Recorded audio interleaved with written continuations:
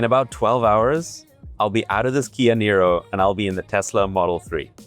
Damn you, Tesla. You just dropped a cheaper Model 3 after I bought one like 2 weeks ago. But I'm not too salty about it. This is my story of switching from a Kia Niro EV to a Tesla Model 3.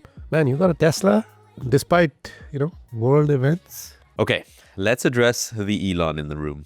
We don't always love his views, but Tesla is more than just one person and the company makes great products. So we're looking at it from that perspective. All right. So before this, you had the Kia e-niro. Yeah. And I remember you kind of liked it and you had it for about a year. Why switch already? I mean, what's the point? Yeah, a lot of financial pundits would disagree with switching cars this often.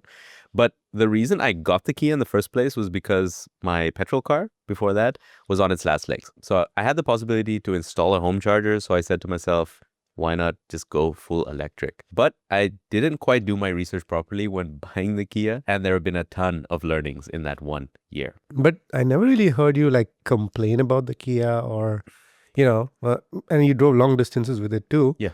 You're quite happy with it. That's what I thought, at least. Yeah, no, I've done almost 30,000 kilometers in a year with that car. So I've really seen the ins and outs of it. And so just to be clear, the Kia e-niro is a great car. At the time, I was looking for a car with good range and a lot of space, and it ticked both of those boxes. Okay, Kevin, then let's cut to Kia Kevin to explain more about what those learnings were and what made you choose a Tesla. So this might be one of my last drives in this Kia Niro. Just driving to work this morning. After work, I get to go to the Tesla delivery center and pick up the Model 3 that I ordered. So in a nutshell, the one I ordered is the rear wheel drive in ultra red. Love that red.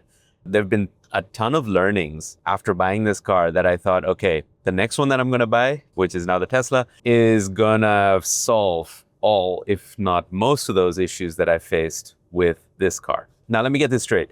I am very happy with this car and I could continue driving this car. So maybe this purchase is slightly rational, but more emotional because I've always been interested in what Tesla's been making and I've driven a few times in their cars and I enjoy it. So it's kind of like a dream, you could say. So going back a year, I was just looking for a car that had good range. Now, this is a 64 kilowatt hour car, gets me around 400 to 450 kilometers range on a full charge. And that was good enough. It's a pretty decent sized car. Passengers in the back can sit comfortably. I've got enough boot space. I fold down the back seats and I can transport luggage or whatever I need to. So for the rest, it was fine. But little did I know is that I bought a single phase car.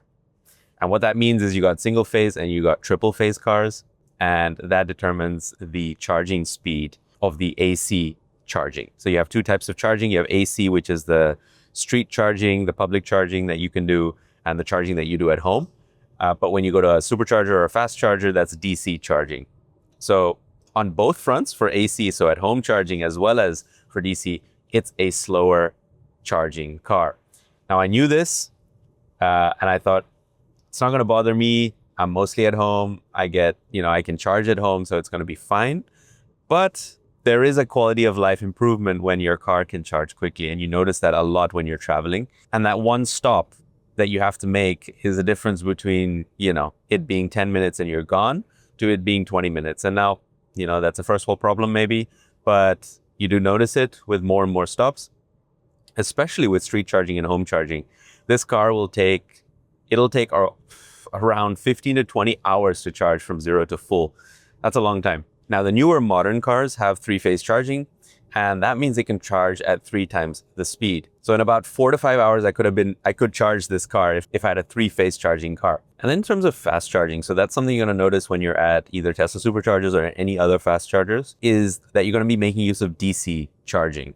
And that is fast, but that's again relative, right? So this car supports up to something like 76, 77 kilowatt hour fast charging, which is faster than the 3.5 kilowatt that I can do at home because it's a single phase car. But if you compare that to the Tesla, this is 77. The Tesla is something going to be, I think, twice this. So about 150 kilowatt hour. So I'm really going to notice that. So I do notice that because when I'm at Tesla superchargers, I always see Teslas come after me and they leave before me. And I'm still standing there charging. So And if you're traveling, you have to stop a lot. Also, another thing is that what Tesla does have is they map out your route and also where you need to charge along the way. This car cannot really do that. Of course, you can use apps like a Better Route Planner to help you with that when you're traveling, which I've done in the past. But again, because this is not a connected car, the Better Route Planner app can't actually see what the state of charge is of the car. And so I have to, again, manually check it in the car, input that into the app, and then drive with it. One solution to that, which I did end up getting, is a OBD2 dongle, which can in real time read the state of charge from the car and then connect that to the ABRP app. That worked. But again, every time you stop and start the car, you have to connect to the dongle again and do the whole shebang.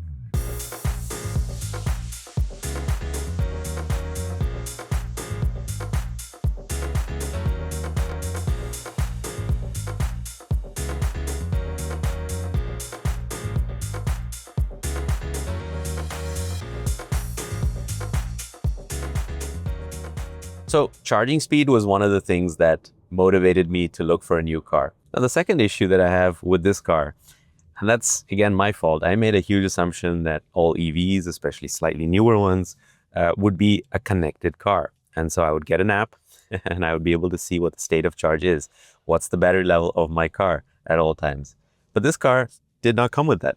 So the model that came after this one, I think, had it. Yeah, I at no point could tell what the charge level was of the car.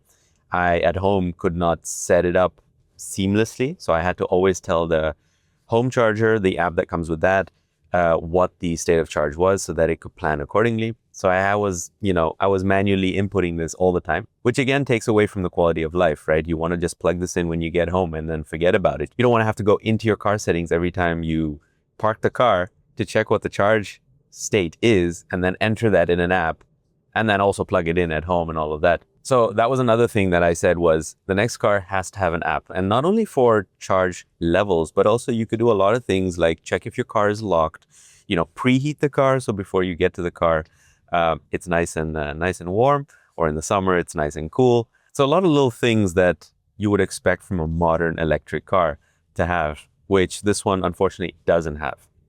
What it does have, and what I'm probably gonna miss on the Tesla Model 3, is Android Auto and Apple CarPlay. Because in the Tesla, you're stuck to the onboard system that they have, and you can in no way connect Apple CarPlay or Android Auto to it and everything that comes with it, because they too are pretty good when it comes to the software and all the features that you have, and it integrates so well with your phone. So I'm yet to see how Tesla is going to be on that front. Now, again, like I said, I am very happy with the Kia e-niro. I mean, it's such a practical car. It's comfortable to drive.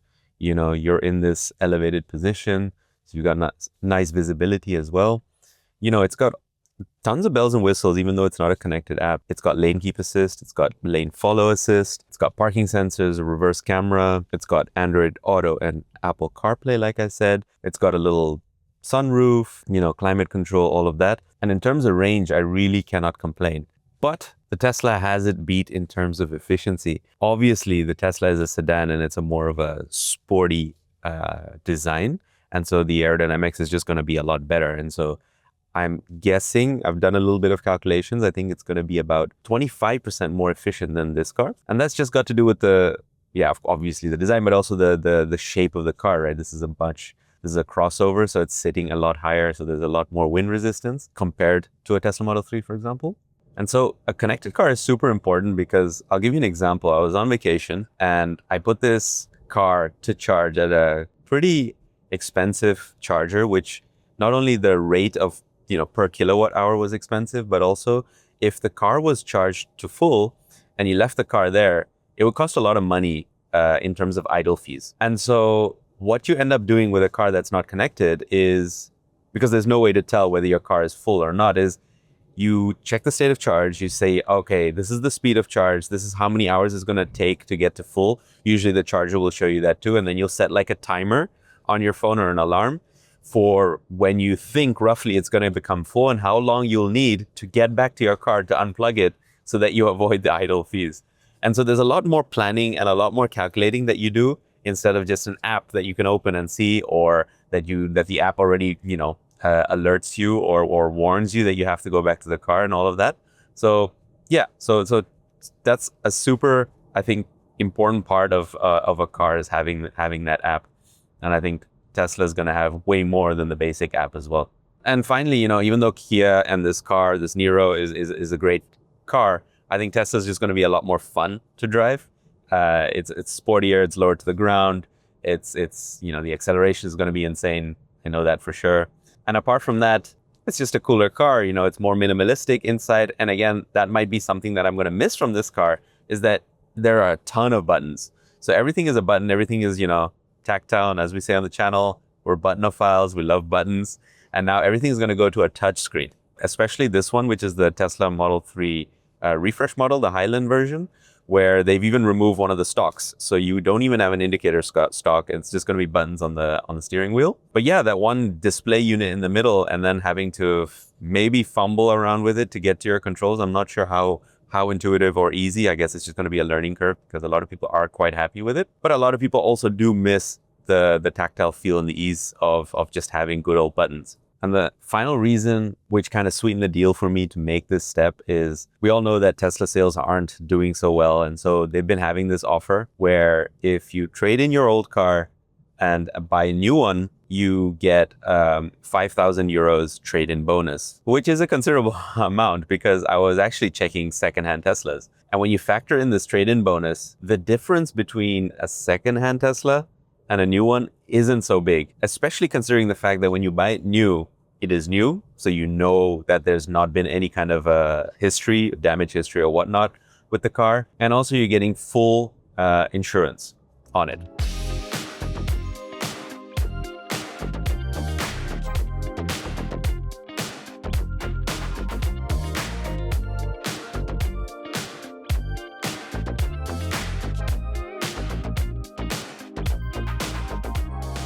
Another reason why the fast charging at home makes sense for me is because I have something called a dynamic energy contract. So the kind of energy contract that you have here in the Netherlands is a fixed energy tariff, a variable energy tariff, or a dynamic energy tariff. And that latter is the one that I have, which is that it changes every hour, which means that the energy rates are different per hour. And you can always tell around 24 hours in advance what those rates are going to be per hour. And so when the energy rates are low, I want to be able to make use of that low tariff as much as possible. If in a specific window of an hour, the rate is low, this car can only charge around 3.5 kilowatt in that 1 hour, whereas the Tesla can charge around 11 kilowatt per hour. So that means I'm able to take more advantage of those lower rates with a faster charging car. And that's going to reduce my running costs as well. So overall, compared to this car, the Tesla is going to be beneficial in terms of running costs. It's going to be cheaper to run because it's more efficient. It's going to be more fun to drive because, it's a sportier car, but also it's way more connected. It's, got that minimalistic interior with loads of tech on board. And it's just going to be more of a convenient car because it's faster charging. So I'm going to be in and out a lot quicker, either at home or at fast chargers when I'm traveling. And because it's a connected car, I can do a lot more comfortable things like preheat the car, pre-cool the car, check the charge state and all of that. So that makes a lot of sense. So you've driven almost 2,000 kilometers in the Tesla. Really? Already? Yeah, about 1,600, Jeez. I think. Yeah. Okay. So you've been with it mainly on vacation to Germany. I think that's what's clocked up most of those kilometers. Correct. I'm sure the Tesla was great, but what I want to know is, was there a moment where you ever thought like, damn, I miss my Kia? That was definitely better for ABC. Yeah, there have been a couple of moments, especially on that trip, on that vacation, because as you know, Germany, big highways, constant highway driving. Autobahn. Das Autobahn. So one thing that you will use undoubtedly is cruise control. And so adaptive cruise control is a super good invention, and it has it. the Kia as well as the Tesla, but I feel the Kia does it better because, Oh, wow. yeah, on the Tesla, you can set it up in such a way that it does the traffic awareness cruise control. So it will keep distance from the car in front of you. So it has that adaptive nature and it will, slow down if the car is closer or whatever and all of that. But if you wanted to steer and keep you within the line, so what they call lane keep assist, you can turn on auto steer for that. But what happens with the Tesla is if you switch lanes, that auto steer turns off. Oh. Your normal cruise control stays on. So it'll still keep distance with the car in front of you, but it won't keep you within the lines. You have to steer yourself. No, it's like braking and your cruise control going off. It's kind of the same. Kind of like that, but then Okay. this way, just by changing a lane or whatever, or you give it a tug a bit too hard on the steering, then it turns off. Oh, Whereas on the Kia, was not the case. So if you turn on adaptive cruise control and you had lane keep assist on, no issues. Even if you change lanes, it would just, of course, hold that lane. Yeah. it would hold that next lane after it detected that lane. It would not have an issue with that. So that's one thing the Kia actually does better. Another thing on the cruise control part is that you can adjust the distance from the car in front of you. The Tesla, you can't. It knows best and it keeps the distance that it thinks is best. But if you want to stay further back, you can do that on the Tesla. Okay. And another thing for cruise control is on the Tesla, you get this little wheel on the steering wheel that you have to use to adjust the speed limit of your cruise control. So you have to roll it up, roll it down. Oh. Which is kind of annoying if you want to go, considerably up. Whereas on the Kia, that was a lot easier to adjust. I have the same problem with my date of birth. It takes a long time to scroll now. Doing that on purpose, showing your age? Yeah, no. All right. So a few other things I think you also talked about is how big the opening was. On the back of your Kia, it was a big opening. Yeah. It had a big boot. Yeah. So you could fit more. That's right. And it's not necessarily the liters, the capacity, exact capacity. It's about how stuff gets in. The one on the Tesla is pretty narrow. You Yeah. can't get in big microwaves maybe, but other objects. Yeah. There's also an elevated seating position. I think you're way off the ground in the That's right. in the Kia. Yeah. Is that something you miss, or that's something? It's a more comfortable position. Okay. Yeah. Because getting in and out of the car is easy, but also you have this feeling of, hey, I see more of the road and I see more of the people. It may not be factually true, but it does give you that feeling. Right. Yeah. Right. And then door handles. Yeah. So didn't think I would say this, but door handles. The Kia actually has normal door handles that you can just hold on and open. Whereas the Model 3, you have to do this finger hand gymnastics where you have to push one side of the handle, then it comes out and then you have to hold that and then pull it. Yeah, and more basic storage compartments, I think. There's much more in the Kia. Yeah, so you have stuff like even for your sunglasses, you have a little thing that you pop open, it opens up, you can put your glasses in there. This thing, I don't know where to put my glasses. I just dump it in this one big compartment in the middle console. It just disappears in there. So I'm putting in my hand in there, fumbling around, trying to find my glasses. Or it's the one underneath your armrest, or it's the one next to it. That's it. But the Kia had much more. Had a little shelf. It had this, for the sunglasses and all of that. So I preferred the storage situation on the Kia better. All right. So you're not blindly in love with your Tesla, but you do love it, apparently. Yeah, because it's too late now. I can't I can't go back. No, but Tesla is definitely the better car here. And like I've mentioned before, the reason why I chose to move away from the Kia to the Tesla was the faster charging. And this is faster charging in AC as well as DC charging. So that's home street charging as well as fast charging. What Tesla also does well is because it knows you're driving to a fast charger, it will precondition the battery so it's suitable, or it's, let's say, it's optimal for fast charging, which the Kia never had, right? So when you reach that supercharger, it is maxing out that charge speed. So that's very nice. Another thing is, obviously, if you own a Tesla, you get discounted rates at Tesla superchargers. And of course, the fancy thing where on the big display in the middle, when you map out your route, it'll say, hey, you have to make a stop because you won't make it otherwise. And you can also say, hey, I want to make my end destination with so much charge left in the car. Okay. And it'll route out all of that, or it'll map out all of that along your route automatically. Another nice thing about the Tesla that I preferred from charging is that the charge port is in the back. Seems like a small thing, but I prefer to reverse park the car. And with the Kia, yeah. So in the Kia, it's in the front, so you're forced to park it in nose first. Not nice. Are you a nose first parker or a reverse parker? Let us know in the comments. Or Peter Parker. Okay. Just because it's red. Okay. That should be what you call it.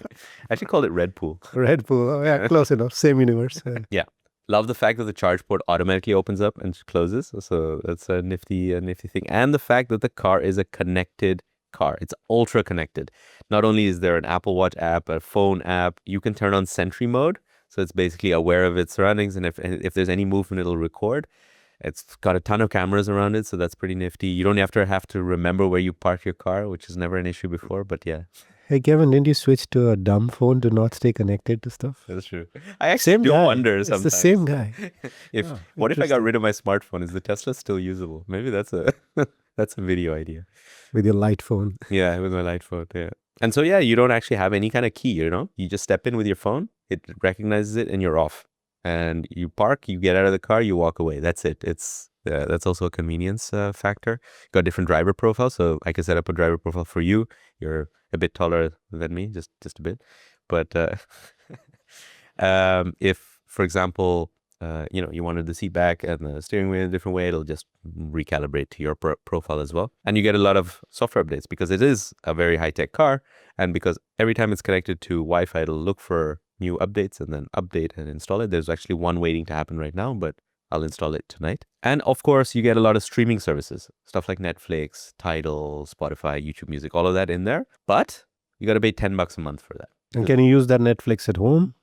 No, it's just for the data, basically. Oh, Yeah. okay. And for the live traffic data as well. But you still need to have your own Netflix subscription. Basically. Yes. Oh, Yeah. okay. So just a QR code or a login page will show up, and then you have to log in with your own. Okay, it's just an app. Okay. It's just an app. Yeah. So you're paying for basically the eSIM inside the car. What about things like safety and... Yeah, so they're known to be pretty safe because Are of all they? the. Yeah, Are they? I think so. Are they not? I don't know. They have a lot of cameras to help see traffic around you. So while parking, blind pretty cool, spots, yeah. or if you're driving, just distracted for a little bit, but the car is braking and you're still rolling at a high speed, it will beep at you. So it's what is that? Traffic collision avoidance or collision avoidance detection. Yeah, other things, there's also lane departure avoidance. There's lane keep assist. There's drowsiness detection, which I wasn't a fan of. It would just randomly say I was drowsy. I was not drowsy, man. Sorry, it's so funny. I wasn't drowsy. What the hell? Try to turn it off, but it'll turn back on every drive. So. Maybe if you shave. Yeah, maybe it's weird. I should put in a feature request. Yeah. And I think the biggest thing is that it's super quiet. Yeah, that thing is something that I've definitely noticed. So compared to everything before that I've mentioned, probably this is one of the real differences. Like I can have a conversation with someone next to me normally, can enjoy my music normally as well with the speakers inside the car because the speakers are very good. But here's a picture of what the decibel level was in the Kia, and here's a picture of it in the Tesla. Both were driving at 100 kilometers per hour on the highway. So you do see about a 4 decibel difference, and that's a lot, no? Yeah. Yeah. Yeah, maybe that makes you sleepier. Yeah, maybe. So you did say the Tesla was lower to the ground and the Kia was higher. So I guess one thing I like I had given my car for servicing and I got a real piece of shit car back Okay. as a loaner. But that was like really like an old car which was super low to the ground. And I really felt like, oh, I'm really hugging the road, So there is a sportier vibe, isn't it, to the Tesla compared to the Kia at least. Yeah, with the Kia, I felt like I had like all this extra weight that was, and every turn and bend was just like swinging to each side, and I could hear and feel all the luggage in the back also moving. Whereas on the Tesla, no, much more planted and stable. Could take those turns more easily. So it's just more fun. Yeah. Yeah. And costs? Yeah, cost-wise, obviously it's a more expensive car. That's for sure. So that there's no rationale behind that. But if you disregard the upfront cost, if you look at the operational cost, it's actually lower. And I did a little bit of math, as the Kia Kevin already said, but it was about 25% more efficient to drive in the Tesla than the Kia because it's way more aerodynamic. And of course, Tesla's got their aerodynamics, solved. So kids, this is how you sell yourself a Tesla. You don't look at the upfront costs, just the running costs. Penny wise, pound foolish. So if you haven't figured it out already, yes, Tesla's a great car. Yes, I'm happy with it, but it has its issues. And when you said, hey, is it really the smartest? Well, that's a good point because Safest. Safest, yes. Are they really the safest? I don't know, because a lot of the smart safety features suddenly became unavailable at random times, and I couldn't figure out why, right? So it would be like this auto braking would suddenly not work, and it would tell you if it doesn't work. It's like, okay, you have to brake yourself. Okay, fine, I'm still in control. But sometimes you do kind of rely on these systems, right, to be there. For example, lane departure assistant or avoidance would be suddenly unavailable. There would be auto steer can be enabled, it would say. So that, staying within the lines. And it was perfectly fine. The road was fine. Everything was fine. So, and it would just say, hey, better luck next time in your next drive kind of thing. Not better luck next time, not literally, but it would say maybe would be enabled on your next drive. So yeah, not the most confidence inducing. So it was like, okay, it's there. It's a bonus, but I still have to really, really, really pay attention. Yeah, and one obvious thing which even I can see is no stocks. Yeah. No indicator stocks. Yeah. Oh man. Yeah. Oh man. Yeah. Oh, That's basically, that was my reaction before getting it, and that's still my reaction now. You've not gotten used to it or anything. I've gotten better at it. Gotten used to it. No, there's still a lot of ghost taps of me trying to indicate and then fumbling around and then finding the right button on the steering wheel. Because yeah, now the indicators are 2 buttons on the steering wheel, and so in roundabouts and things like that, it's a real pain to figure out where's the button and am I clicking the right one. Gotten better at it, but yeah, it's not the best. But we'll talk about that. Again, the standard model that they've introduced, and with I think newer models that are coming up for all the others, they're bringing back the stocks, and maybe they're also, allowing retrofit models to be, or retrofit kits to be sold and installed. And of course, like a lot of people rave about that big screen in the middle. It looks super minimalistic. Yes, the looks are great, and yes, it works well, that touchscreen, but there's just too much that goes through the touchscreen. The Kia just has like, I don't know, someone counted it, like 50 plus buttons in the car. Oh wow. So you have a button for everything, and yeah. Love buttons, right? But certain things don't need to be on the touch controls, in my opinion. Something like climate control is something you're adjusting constantly. That's how I do it. Oh, yeah. So blind typing. Even adjusting things like your steering wheel and how it's set up has to go through the touch screen. There's a little wheel button on the wheel on the steering wheel that you have to fumble around with. Yeah. So that, yeah. Yeah, and you talked about safety. One thing maybe you've still not experienced is a colleague of mine who also owned a Tesla. He was telling me since they don't use LiDAR, Elon is against LiDAR for some reason. Yeah. Purely cameras, they can only do things visually. So if you're stuck in a foggy situation, it's not going to be able to nicely show you all the things around you, and it may also affect your auto features. So yeah, I haven't experienced fog yet because I haven't had the car for that long. But yeah, interesting. Yeah, foggy season's coming. it's So. coming soon. So keep you posted. All right, so it's been 2 weeks. You're happy with it. Before we say what's the difference between the standard and the premium models, a big thanks to our tested tier supporters and our highest tier at the Fakman tier. Thank you, Reds Panda, Paula, and Rachel. You guys are awesome. And if you want to figure out how to get onto this tier, there's a link in the description down below. So since you bought this car, Tesla just dropped the standard model, which is $5,000 or euros cheaper. Few pros. The stock is back. Yes. The one you pay less money and you get the thing that you're missing. You're getting a manual steering wheel adjustment now, as opposed to the wheels you were talking Wheels about. and screens and this makes sense. Yeah. And the price we talked about, of course, that's a pro. But they have chopped off quite a few things, especially in 3 categories, right? Yeah. So category number 1, comfort and aesthetics. Double glass. They haven't used double glass everywhere now on the standard model, so that's a limitation. That's going to affect your sound isolation and things like that.